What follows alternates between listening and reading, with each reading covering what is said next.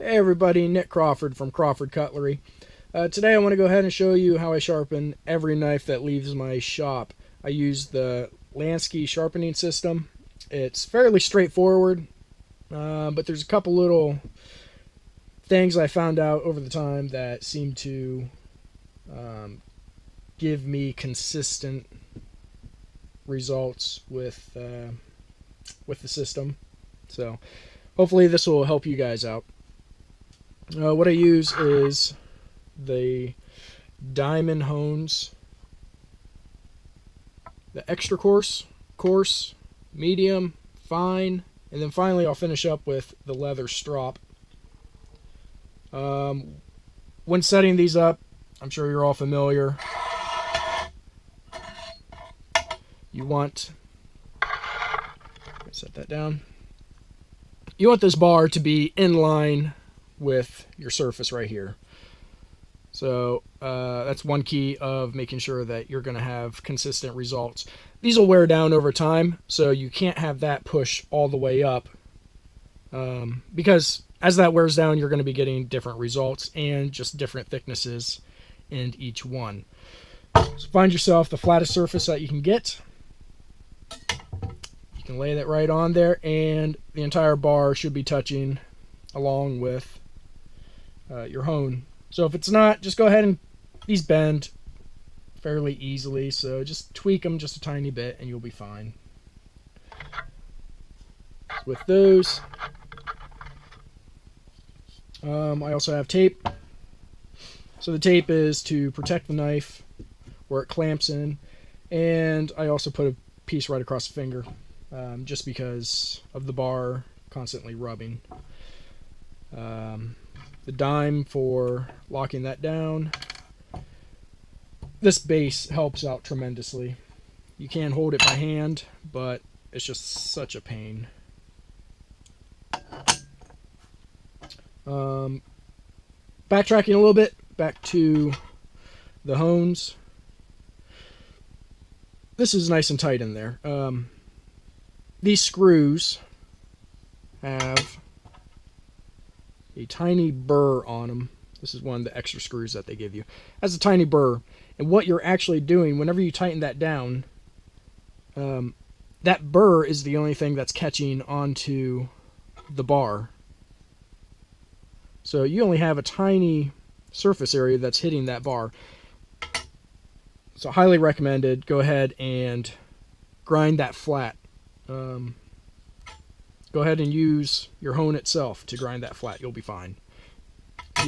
Use sandpaper or anything else. So anyway, yeah, tape, dime, block of wood to help remove the burr, a Sharpie for the edge, and I think we're in business. So here's a knife that we're going to be working on today. It's a Huntsman in AEBL, so it's a stainless steel, super fine particles, which is fantastic. So we should get a really good result. Your high carbon steel, so the ones that will rust on you, you can get a screaming sharp edge on them. They're real easy to sharpen because you don't have as much alloys in them, particles that make up different sizes. It's a nice thing about the AEBL is it also shrinks down those particle sizes to where whenever you're honing your edge, scraping it, removing the material, you're not taking out bigger chunks and so on and so forth. Don't get me wrong, it's nothing that you're going to be able to notice with the naked eye. So this system works out for pretty much all knives. You're going to need the diamonds for your stainless steels just because it does have those particles versus the iron and carbon in your high carbon steels. So, let's get to it. Take a piece of tape.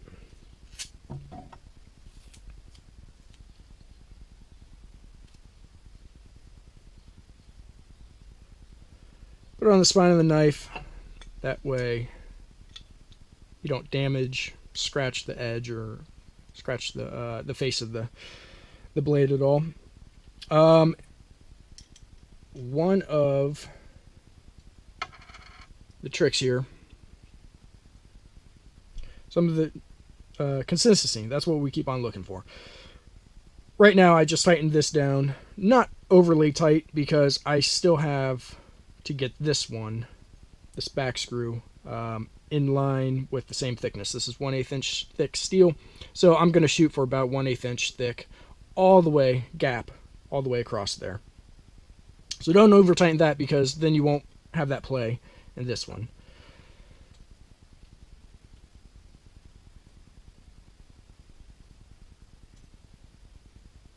So we're about there.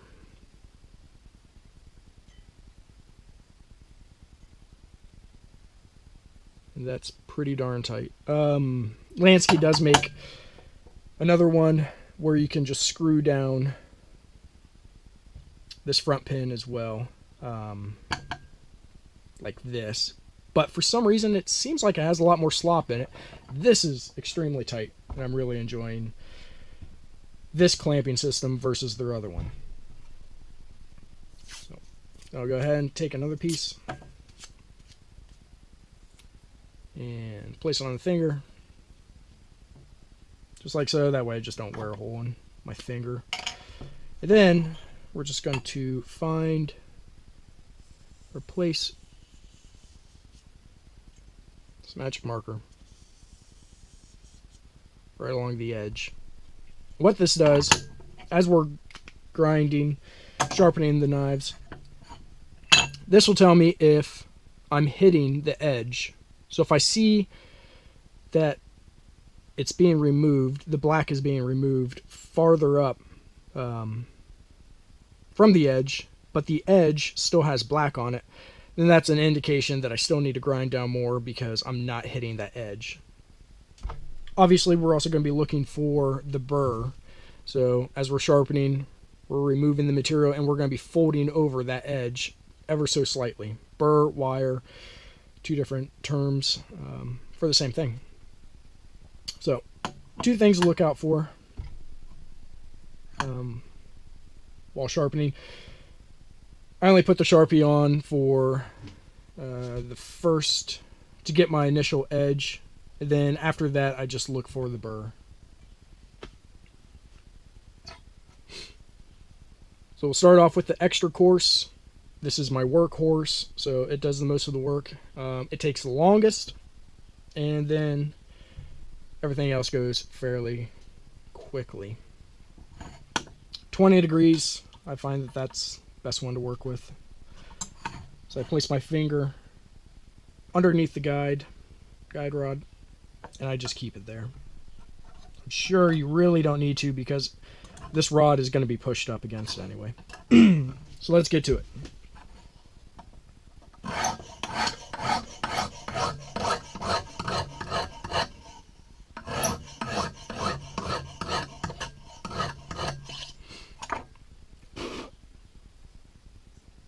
Alright, just to show you what I was talking about, hopefully we'll be able to see this. I'm hitting this edge really well back here, but as we get farther up, there's just a slight line of black right along that edge. I don't know if that does any better. There we go. You can see that. So that tells me I just need to sharpen that up. Remove a little more steel up here. And that indicates that this back here is thinner than the tip. So the tip is just slightly thicker right along the edge.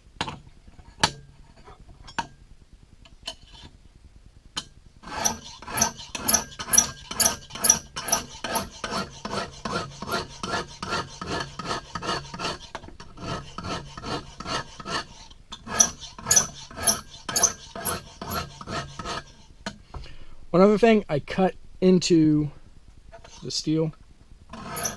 Whenever you hone, you pull it away. Right now we want to remove as much steel as possible, so we're going to go this way. You can go this way, it's just going to take longer. I should say you can pull away from it instead of pushing into it, but it'll just take longer.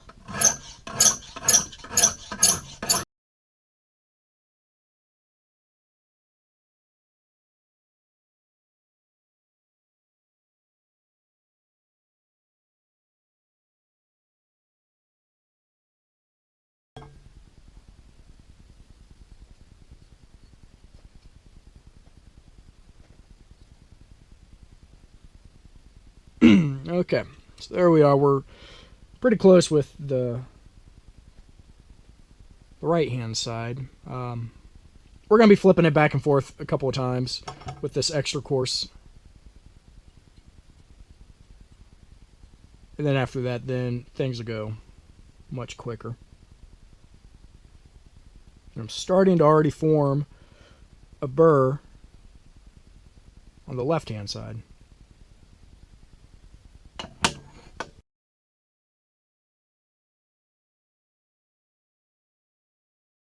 Alright, so we have that burr going from right back next to the ricasso all the way up, stopping about right there. So we'll give some special attention to this tip.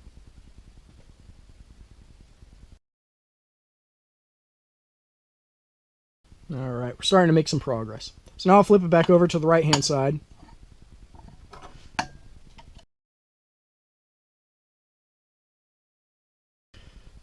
So I'm happy with the right hand side now. So I'm going to flip it back over to the left hand side.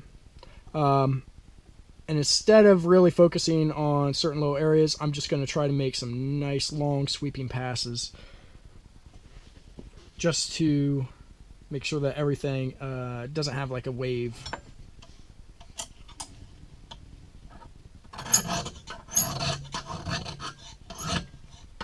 And that first pass, what I'm doing, I'm taking off that burr, so it wants to dig in a lot more. But after you remove that burr, it starts sliding so much more easily. And I'm using about moderate pressure with the extra coarse. As I'm working my way through the stones, it virtually gets down to no pressure is needed, just the weight of the stone itself. Alright, I'm happy with that. So what I'll do is 2 strokes on the right hand side, then I'll flip it over, do 1 stroke on the left hand side, and just so I can weaken that burr.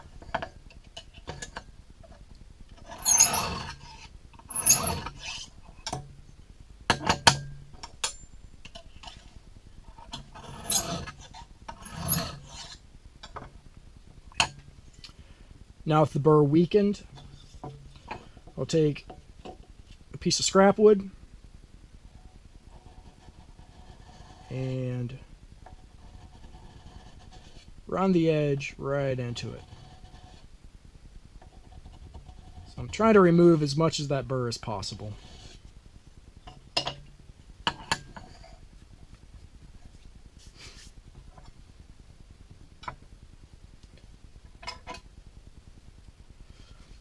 Alright, with the extra coarse done, now what I'm going to do is switch directions. Before I cut into the edge going this way, now I'm actually going to cut into it this way. That way I can keep my eye on the grind lines as well.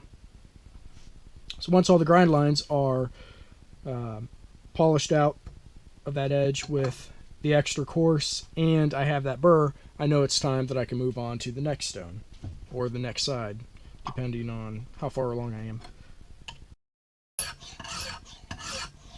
Another important thing, whenever you get up here next to the tip, you're going to have to use some muscle memory, some control to make sure that you don't round off the tip by letting the hone roll as it's going off. Make sure that you keep that as parallel, I guess, would it be parallel?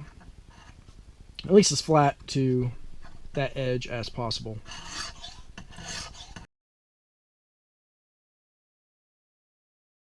All the lines are now going, all the scratch lines are now going in this direction.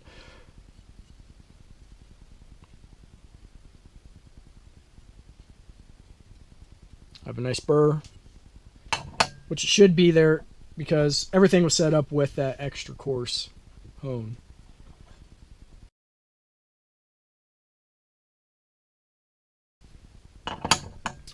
Alright, now that the left-hand side is done, once again, I'll just follow the process. 2 swipes on the right-hand side, flip it on over, 1 swipe on the left-hand side. You'll notice as you're going through the different hones, slicing into the piece of wood is going to be so much easier with each step.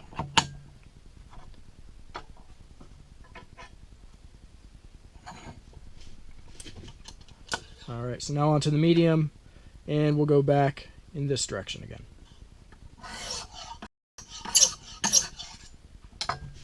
And the sound gets pretty unbearable as you're going up through the finer grits.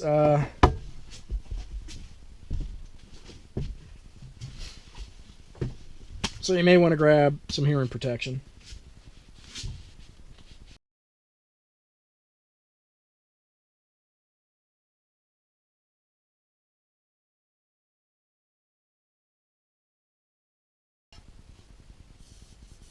Alright, now the fine.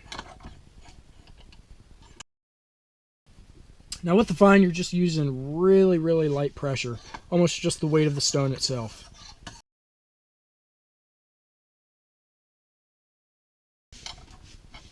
There's just a tiny burr right along that edge.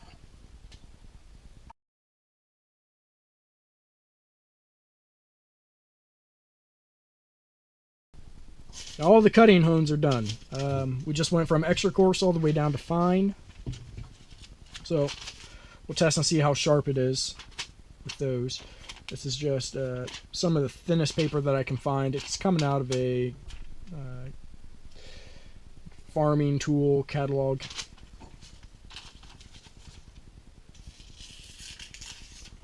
So it doesn't want to cut extremely well.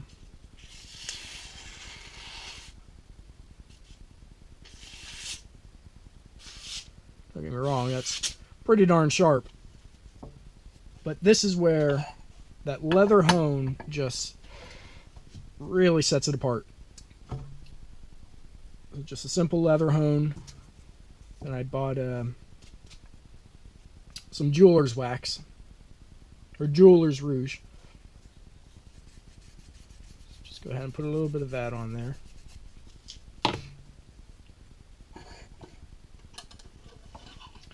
And this is where you pull away from the edge. Because what we're trying to do is, whatever burr is left on there, we're going to try to work that off and bring everything to a nice point. And also, this is leather, so if you go this way, you're just going to end up cutting into the leather. So I start off with 25 going outwards. This is where you can put down a lot of pressure. Just hit the tip a little. Got a little special attention.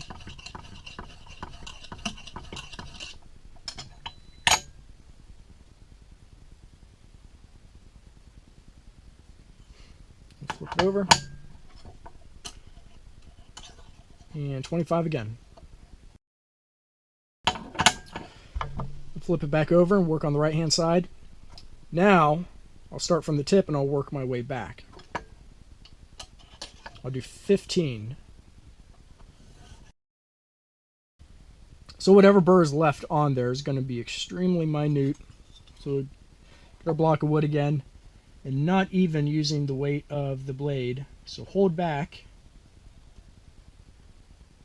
Just run the edge right along it.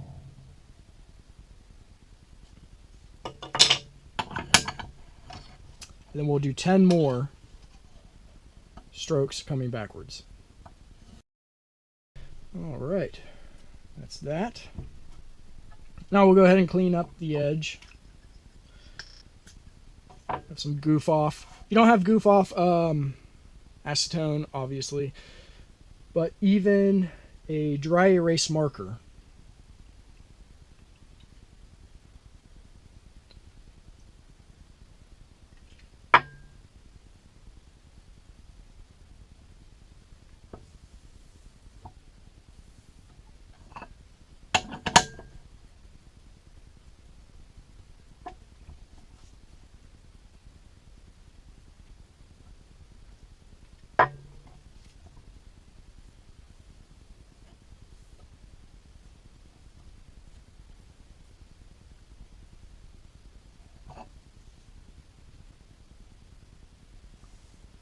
You can see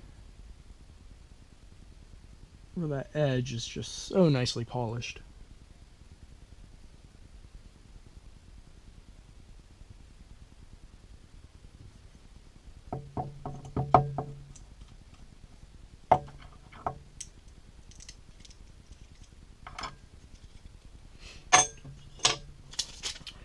Let's get it to cut with ease. Oop.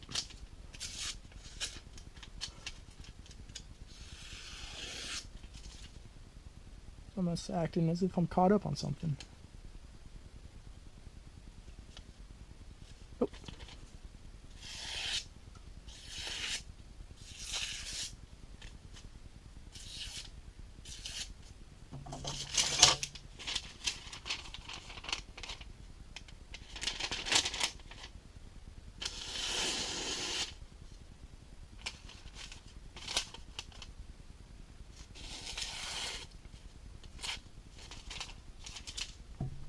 All right, there you have it. That's how I sharpen every single blade that has come out of my shop. Thanks for watching.